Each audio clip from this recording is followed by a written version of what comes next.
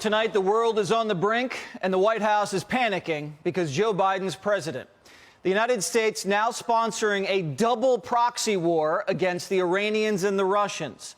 China's eyeing Taiwan, and North Korean weapons were just discovered in Gaza. The State Department has just issued a worldwide travel warning to all countries. When's the last time that's happened? Americans aren't even safe in France. Our enemies are being mobbed by angry Muslims. Our military bases are under attack in Iraq. And we just had to shoot down 2 Iranian-made missiles. How was your week? Well, this right now breaks. Putin is in China meeting with Xi, where they're coordinating Mideast policy. 2 American carrier strike groups are in the Mediterranean. And Biden just tested one of our new nuclear weapons, detonating a massive bomb in Nevada. And we keep catching Middle Easterners sneaking across the secure southern border. Axios reports top officials say this has been the, quote, heaviest, most chilling week since Biden took office. The Biden administration is, quote, rattled, according to this report. Doesn't that make you feel safe? They say this matrix of crises pose an epic concern and historic danger.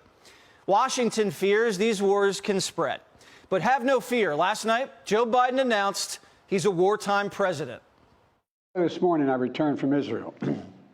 They tell me I'm the first American president to travel there during the war. I boarded a train with blacked out windows for a 10-hour ride each way to Kyiv to stand with the people of Ukraine. I'm told I was the first American to enter a war zone not controlled by the United States military since President Lincoln. We cannot and will not let terrorists like Hamas and tyrants like Putin win.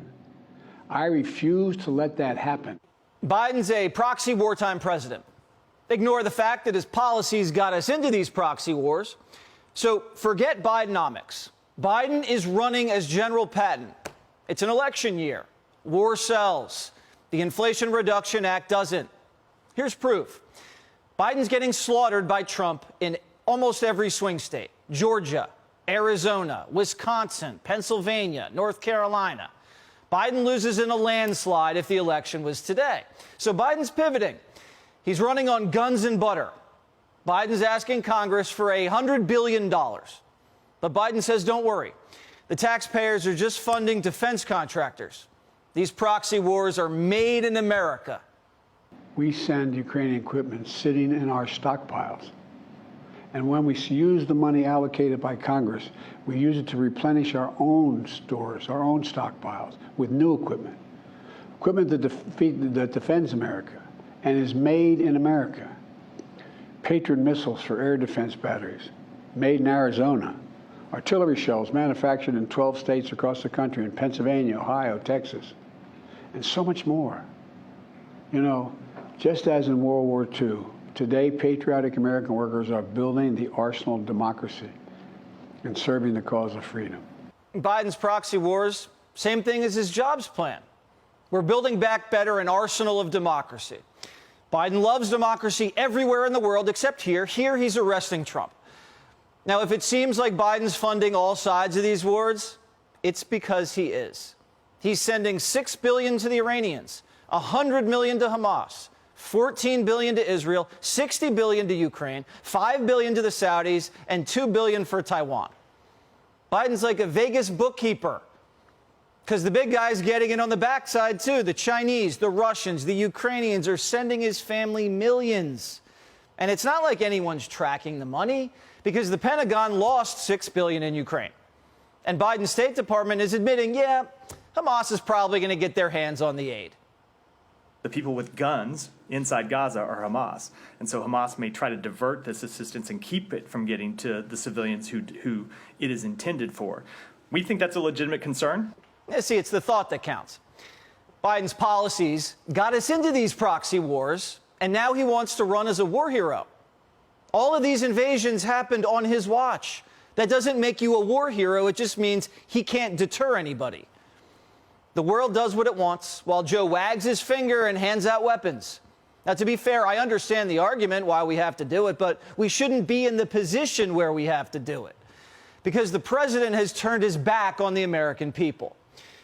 Here he was last night accusing Americans of hate crimes. I know many of you in the Muslim American community, the Arab American community, the Palestinian American community, and so many others are outraged and hardened, saying to yourselves, here we go again with Islamophobia and distrust we saw after 9/11. We must, without equivocation, denounce anti-Semitism. We must also, without equivocation, denounce Islamophobia. Joe Biden spent more time last night fighting hate crime than he has in 3 years fighting real crime. Hate crimes are less than 1% of crime. And Biden spent 5 minutes in an Oval Office address castigating us over isms and phobias. But Americans are getting murdered, shot, mugged, and the man's dead silent. There's some war zones in America that Joe hasn't visited. North Philly, the south side of Chicago, the Mexican border. Mr. President, if you have some downtime in between fighting Russia and Iran, could you fight the cartels, the gangs here, maybe inflation? That'd be great.